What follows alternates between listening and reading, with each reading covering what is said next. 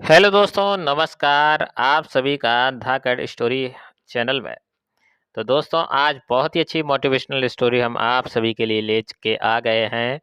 कहानी की शुरुआत करने से पहले आपसे निवेदन है, चैनल को ज़रूर सब्सक्राइब कर लीजिए। एक राजा का दरबार लगा हुआ था। क्योंकि सर्दी का दिन था, इसीलिए राजा का दरबार खुले में बैठा था। पूरी आम सभा सुबह की धूप में बैठी थी। महाराज ने सिंहासन के सामने एक टेबल जैसी कोई कीमती चीज रखी थी। पंडित लोग, दीवान आदि सभी दरबार में बैठे थे। राजा के परिवार के सदस्य भी बैठे थे। उसी समय एक व्यक्ति आया और प्रवेश मांगा।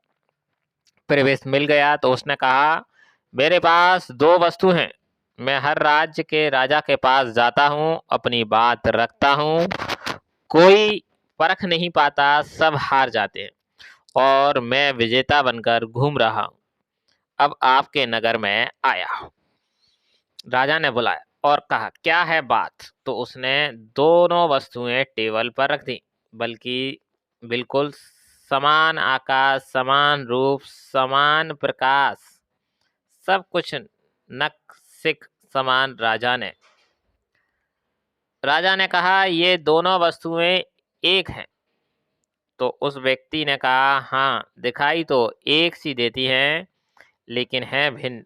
इनमें से एक है बहुत कीमती हीरा और एक है कांच का टुकड़ा। लेकिन रूप रंग सब एक है। कोई आज तक परख नहीं पाया कि कौन सा हीरा है और कौन सा कांच।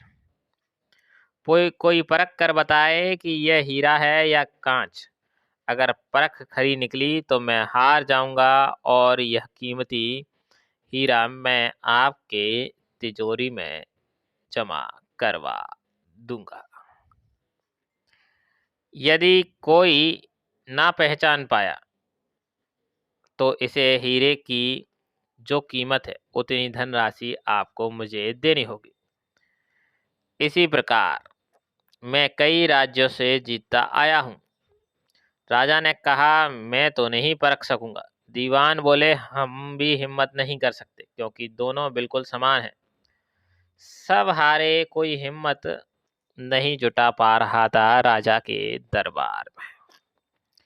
हारने पर पैसे देने पड़ेंगे, इसका कोई सवाल नहीं है, क्योंकि राजा के पास बहुत धन है। राजा की प्रतिष्ठा गिर जाएगी, इसका सबको भय था। कोई व्यक्ति पहचान नहीं पाया। आखिरकार पीछे थोड़ी हलचल हुई। एक अंधा आदमी हाथ में लाठी लेकर उठा। उसने कहा, मुझे महाराज के पास ले चलो। मैंने सब बातें सुनी है और यह भी सुना है कि कोई परख नहीं पा रहा है। एक अवसर मुझे भी दो। एक आदमी के सहारे वहां राजा के पास पहुंचा। उसने राजा से प्रार्थना की, मैं तो जन्म से अंधा हूं, फिर भी मुझे एक अवसर दिया जाए, जिससे मैं भी एक बार अपनी बुद्धि को परखूं। हो सकता है कि सफल भी हो जाऊं, और यदि सफल ना हुआ तो वैसे भी आप तो हारे ही हैं। राजा को लगा कि इसे अवसर देने में क्या हर्ज है। राजा ने कहा, ठीक है। तो उसे आदमी को दोनों चीजें छुआ दी गई और पूछा गया, इसमें से कौन सा हीरा है और कौन सा कांच, यही परखना है। कथा कहती है कि उस आदमी ने 1 मिनट में कह दिया कि यह हीरा है और यह कांच। जो आदमी इतने राज्यों को जीतकर आया था, वह सुनकर दंड रह गया कि इस अंधे आदमी ने कैसे पहचान लिया। वह नतमस्तक हो गया और बोला, सही है, आपने पहचान लिया, धन्य हो आप।